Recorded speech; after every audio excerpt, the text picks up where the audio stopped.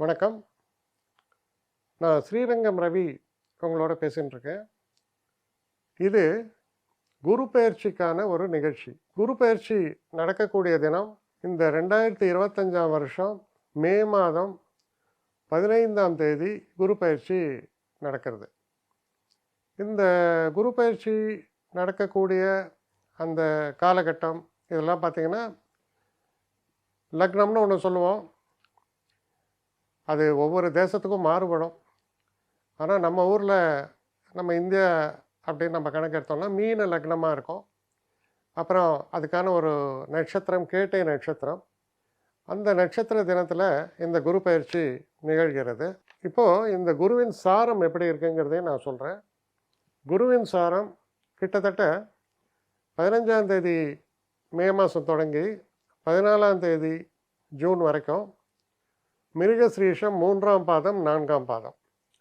14 ஜூனில் ஆரம்பித்து கிட்டத்தட்ட 14 ஆகஸ்ட் வரைக்கும் இந்த திருவாதிரை நட்சத்திரத்தில் 4 பாதத்தையும் அவர் கடக்கிறார்.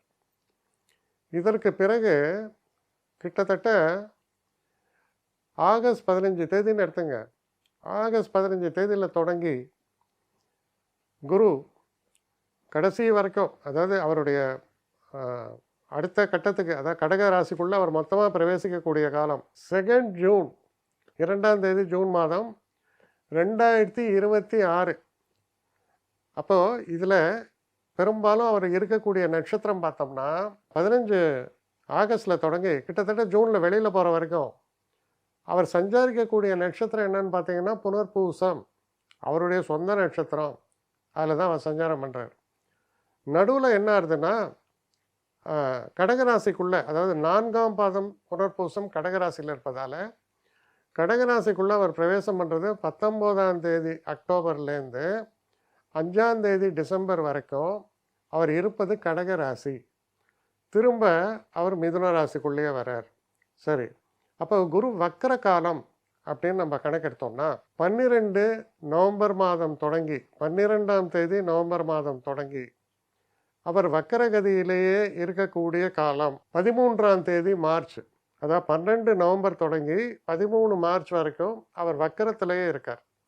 அதாவது வக்கரகதியில் அவர் 5ஆம் தேதி டிசம்பர் திரும்ப மிதுன ராசிக்குள்ளே வந்துட்டு அப்புறம் மிதுன ராசிக்குள்ளே இருக்கார், வக்கரத்தில் இருக்கார். அப்புறம் இந்த 13 மார்ச்லேருந்து நேர்கதியில் போய் அந்த ராசியை கடந்து கடகராசிக்குள்ளே அவர் பிரவேசிக்கக்கூடியது தான் ஜூன் மாதம் 2ஆம் தேதி 2026. ஸோ இதுதான் இந்த மோமெண்ட்.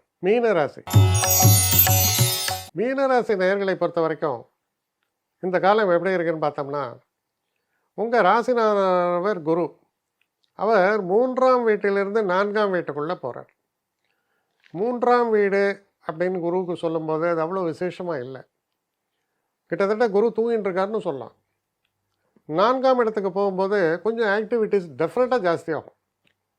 5ஆம் வீடு இன்னும் சிறப்பு. ஆனால் 4ஆம் வீட்லேயே நிறைய ஆக்டிவிட்டீஸ் வரும். என்ன காரணம்? 4ஆம் வீட்டுக்கு போகிற குரு பார்க்கக்கூடிய இடம் முதல்ல 8ஆம் வீடு. 8ஆம் வீடுன்னு சொல்லும்போது அது தடைகளை நீக்கக்கூடிய இடம். 8நாலே தடை, தாமதம், ஸ்பீட் பிரேக்கர் சொல்லுவோம். அந்த ஸ்பீட் பிரேக்கர்ஸு ரிமூவ் ஆகும்னு அர்த்தம் குரு பார்க்கறதால. அப்போது இவ்வளோ நாள் தேக்க நிலையில் இருந்தது, இவ்வளோ நாள் இது நடக்கிறதுக்கு வாய்ப்பே இல்லைன்னு இருந்தது. சில விஷயங்கள் பார்த்திங்கன்னா எல்லாம் ரெடியாக இருக்கும். சாங்ஷன் வந்திருக்காது, கவர்மெண்ட் சாங்ஷன் ஏதாவது வர வேண்டியிருக்கும், அது வராது. அது இப்போ வரும். ஸோ அந்த விஷயத்தில் நன்மை. அப்போ your gates are getting open. அடுத்து அவர் பார்க்கக்கூடிய இடம் 10ஆம் வீடு. தொடர்பு இருக்கா? Gates are open. 10ஆம் வீடு தொழிலில் தொடங்குவதற்கான சகல நன்மைகளும் அதற்கான ஒரு நல்ல சூழல்களும் ஏற்படும். அடுத்து அவர் பார்க்கக்கூடிய இடம் 12. 12ல் செலவுகள் மட்டுப்படும், மனதில் நிம்மதி ஏற்படும். சில நேரங்களில் வெளிநாட்டு பயணத்தையும் அதான் சொல்கிறது. அப்போ வெளிநாட்டு பயணமும் ஏற்படும். அப்போ இதுக்கெல்லாம் ஒரு ஆரம்ப கட்டமாக 4ஆம் இடத்தில் செல்லக்கூடிய குரு உங்களுக்கு தருகிறார். அதுபோக படிக்கக்கூடிய மாணவர்களுக்கு மிக அற்புதமான காலம். அவங்க எதிர்பார்க்குற கோர்ஸு, வெளிநாடு போகிறது, மார்க்ஸ் நல்லா வாங்கிறது, ரொம்ப சிறப்பாக செயல்படுவது, நல்ல காலேஜில் சீட்டு கிடைக்கிறது, இது எல்லாமே ஏற்படும். அதனால் படிக்கக்கூடிய மாணவர்களுக்கு எந்த பின்னடைவும் இல்லை. தொழில் செய்கிறவங்களுக்கு அந்த தொழிலில் இருக்கும் தடைகளை நீக்கி அந்த தொழிலை ஸ்திரப்படுத்துவதற்கு உகந்த காலமாக இது அமைகிறது. மிக சிறப்பான காலம். இப்போ இதில் முக்கியமான இன்னொரு விஷயத்தை பார்க்கலாம். என்னென்னா, இந்த குருவினுடைய சாரம். இந்த குருவினுடைய சாரத்தில் முக்கியமாக அவர் செவ்வாயினுடைய சாரத்தில் முதல் ஒரு மாதத்தில் இந்த 2 பாதம் மிருகரிஷம் 3, 4 கடந்துருவார். அதாவது கிட்டத்தட்ட ஜூன் 15ஆம் தேதிக்குள்ளே.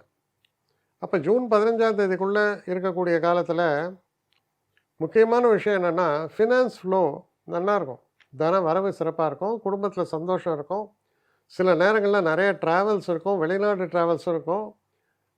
குழந்தைகள் பிறப்பு, பேர குழந்தைகள் பிறக்கிறது, இந்த மாதிரி சில நன்மைகளை எல்லாம் சொல்லக்கூடிய காலம் இது. அதற்கப்புறம் அவர் ராகுவினுடைய ஒரு சாரம் இது ஜூன் 15லேருந்து ஆகஸ்ட் 15 வரைக்கும். இந்த ஒரு காலகட்டத்தில் பார்த்தீங்கன்னா, ராகு எங்கே இருக்கார்? 12ஆம் வீட்டில் இருக்கார். 12ல் ராகு இருக்கும்போது மைண்ட் இஸ் பிகமிங் ரெஸ்ட்லெஸ். ஏதோ யோசிச்சுட்டே இருப்போம். இதை தூக்கி அப்படி பண்ணலாமா, அதை தூக்கி இப்படி பண்ணலாமா, இது சரியில்லை, அது ரைட்டு, இது ராங்க, எல்லா யோசனையும் ஓடும்.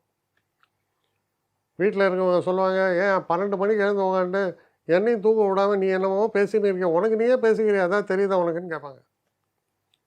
அப்படியே ரெஸ்ட்லெஸ்ஸாக ஆக்கும் சில பேர்.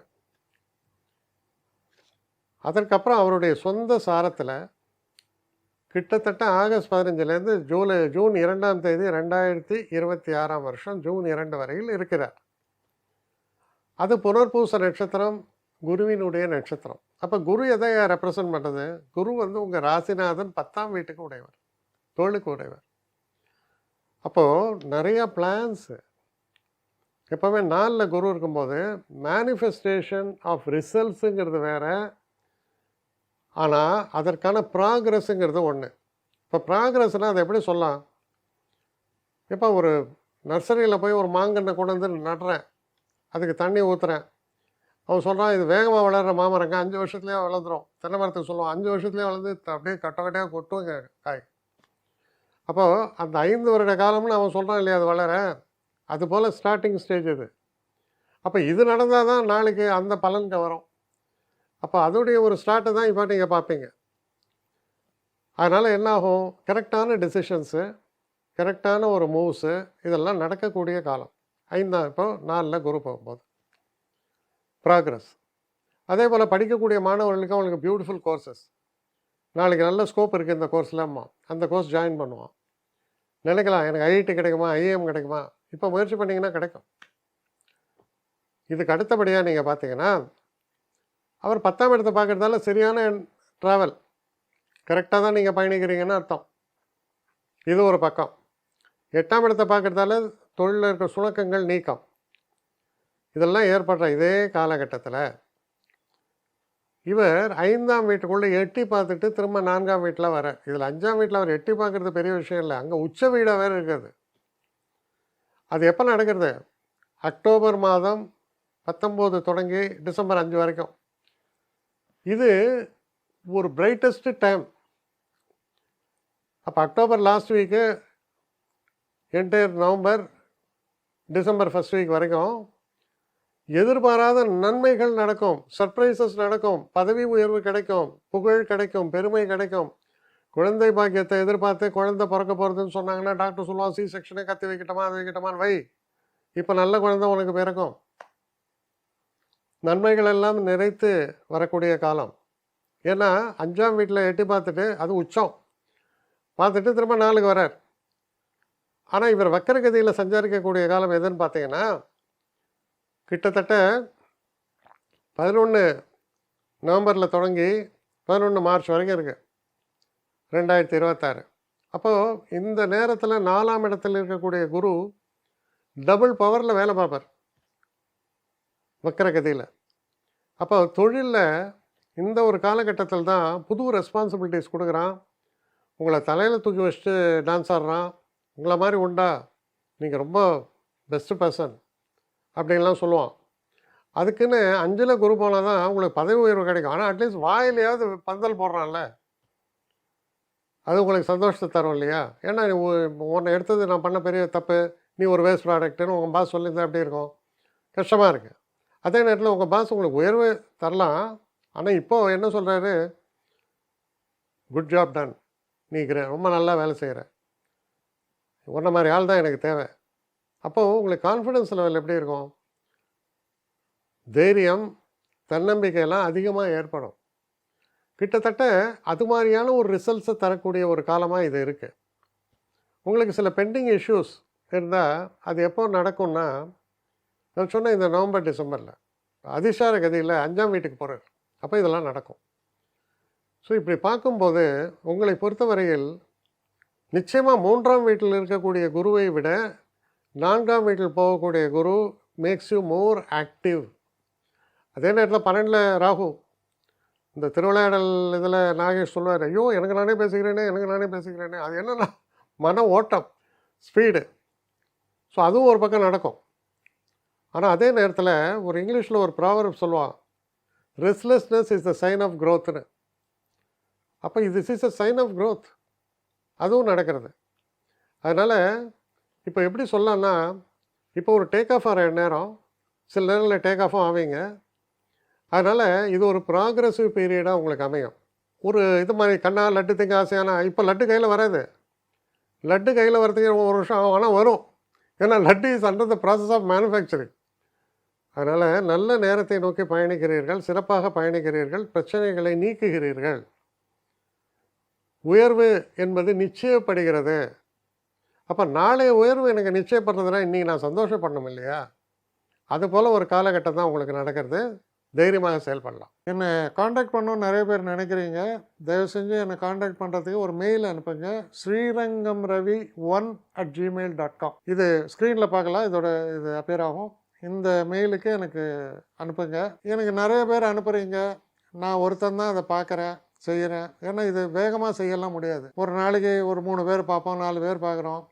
அதனால் கொஞ்சம் டிலே ஆகுது. கட்டண சேவை தான். இந்த கட்டணத்தை செலுத்திய பின்பும் கிட்டத்தட்ட ஒரு 5-6 நாள் ஆகும். சில பேர் நினைக்கலாம் கட்டணத்தை செலுத்தின உடனே அடுத்த நாளே பார்க்கணுன்ட்டு. அப்படி என்னால் முடியல. கொஞ்சம் பொறுமையும் நிதானமும் தேவையும் இருப்பவர்கள் நிச்சயமாக காண்டாக்ட் பண்ணுங்கள். என்னுடைய பெஸ்ட்டு சர்வீஸு உங்களுக்கு கண்டிப்பாக உண்டு. வணக்கம்.